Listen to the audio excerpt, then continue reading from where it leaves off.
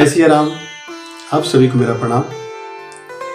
आइए, स्वागत है मेरे इस YouTube चैनल पे आप सबका। आइए आज के सत्संग में, आज के सत्संग का केंद्र बिंदु रहेगा कि भगवान का दर्शन हम कैसे प्राप्त कर सकते हैं। एक प्रसंग के माध्यम से हम समझेंगे। बहुत ही सुंदर प्रसंग है। आइए आज के इस सत्संग में हम प्रवेश करें। इससे पूर्व 1 मिनट के लिए मैं अपने गुरु और विवेक के देवता गणेश जी को याद करूं।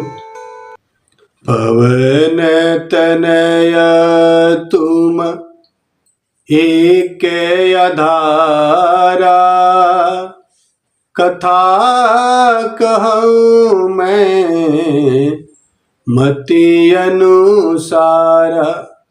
वक्रतुंड महाकाय सूर्यकोटि समप्रभ, निर्विघ्नं कुरु मे देव।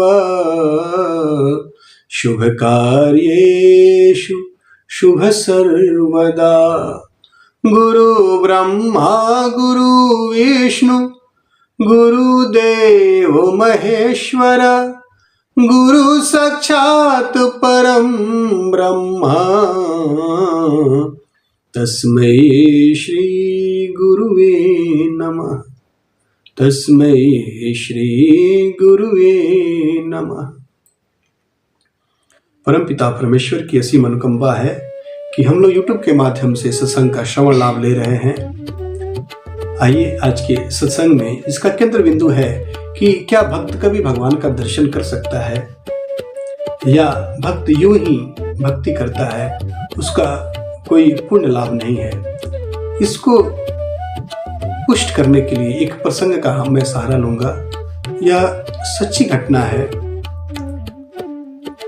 नरसिंह मेहता एक गुजरात में बहुत बड़े भक्त हुए, जूनागढ़ में। उनकी कृतियां हैं, आज भी नरसिंह मेहता को लोग याद करते हैं। बहुत बड़े भक्त हुए, भगवान कृष्ण के अनन्य भक्त हुए।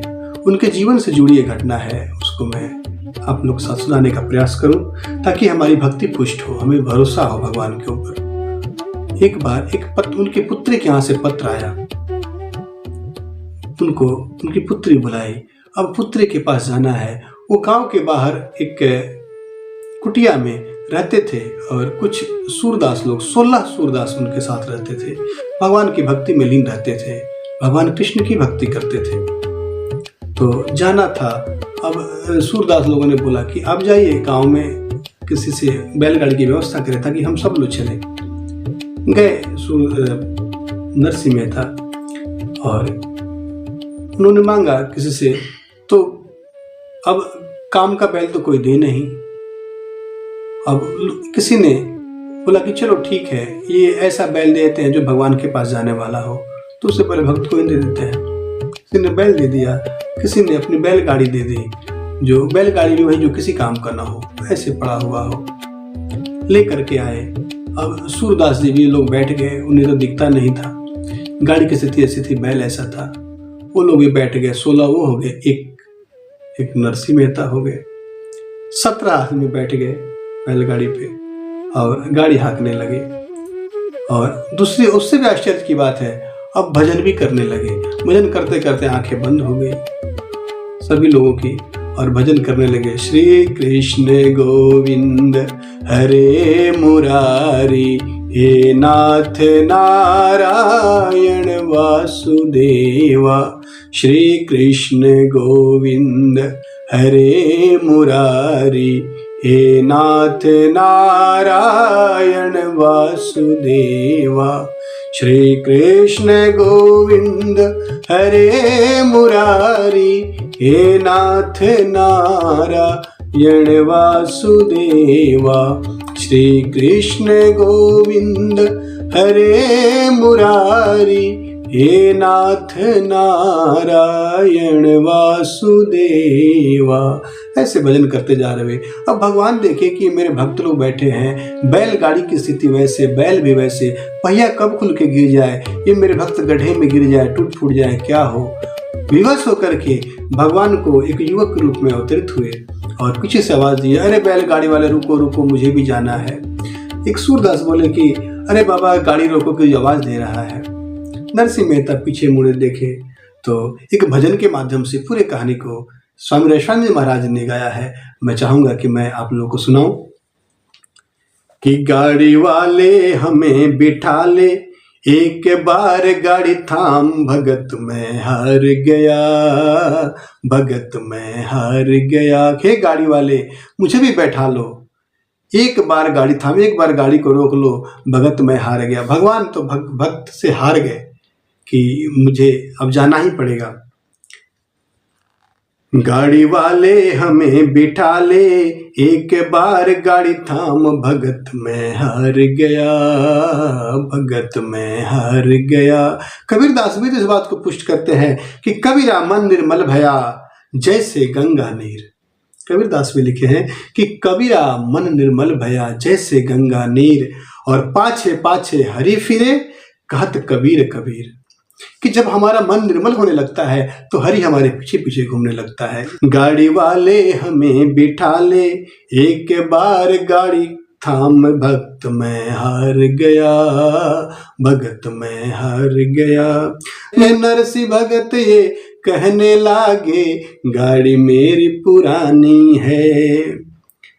नरसिंह भगत कहने लगे कि तो मेरी गाड़ी पुरानी है। भगवान बोले, गाड़ी तेरी ठीक करूंगा, ये मैंने मन ठानी है, गाड़ी तेरी ठीक करूंगा, ये मैंने मन ठानी है। अब फिर नरसिंह बोल रहे हैं भगवान से कि भाई तुम कैसे गाड़ी ठीक करोगे? तो भगवान बोल रहे हैं, खाती मेरी जाति भगत जी। मैं जाति का खाती हूँ। खाती मतलब जो बढ़ाई का काम करे। खाती मेरी जाति भगत जी, कृष्णा मेरा नाम, भगत मैं हार गया, भगत मैं हार गया। भगवान कह रहे हैं नरसिंह से कि मैं खाती जाति का हूँ, मेरा काम ही है बढ़ई, और मेरा नाम कृष्णा है, इसलिए मुझे बैठा लो, मैं ठीक कर दूंगा।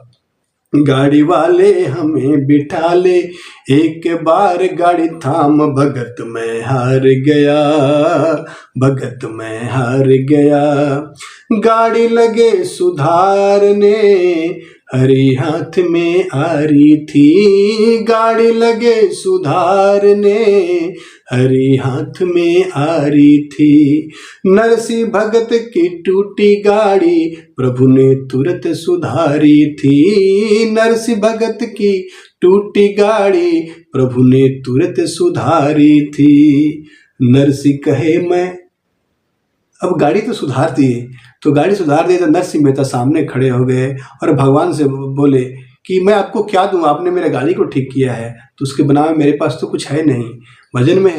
नरसिंह कहे मैं भजन सुना दूं, पल्ले न मेरे दाम, भगत मैं हार गया, भगत मैं हार गया। 16 साधु गाड़ी में बैठे, फिर रहे तुलसी माला। 16 साधु गाड़ी में बैठे, फिर रहे तुलसी माला। पवन समान चली गाड़ी, कृष्ण बना है गढ़वाला। पवन समान चली गाड़ी, कृष्ण बना है गढ़वाला। कृष्ण कहे भाई अब मैं जाऊं, कृष्ण कहे भाई अब मैं जाऊं, मुझे जरूरी काम, भगत मैं हार गया, भगत मैं हार गया। कि भगवान कृष्ण कह रहे हैं ठीक किए, बोले कि मेरे पास कोई दाम नहीं है। भगवान बैठ करके उस गाड़ी को चला रहे हैं और बाद में ये बोल रहे हैं कि मुझे जरूरी काम से मुझे जाना है। इस तरह भगवान आए, उनके गाड़ी को ठीक किए, उनके रास्ता को सुगम पहुंचा दिए। ऐसी भी घटनाएं घटती है हमारे जीवन में, हमें समझ में आए न आए, टूट भरोसा और विश्वास ही इसके दो ऐसे स्तंभ है जो अगर हमारे अंदर बना रहे तो कभी न कभी परमात्मा तत्व भगवान का दर्शन हमें अवश्य होगा। इसी भरोसे के साथ हम जीवन निर्वहन करें और भगवान में अटूट भरोसा रखें। मैं हनुमान जी के चरणों में विनती करूंगा कि जो कोई भी कथा का श्रवण कर रहे हैं, मैं अपने लिए और आप सबके लिए भगवान से यही मांग करूंगा कि हमारे अंदर भी भक्ति प्रगाढ़ रहे, अटल रहे, अटूट रहे और निष्ठा हमारी बने रहे। इसी शुभकामना के साथ आज के इस सत्संग को मैं यही विराम देता हूं। आप सभी को मेरा प्रणाम। जय सिया राम।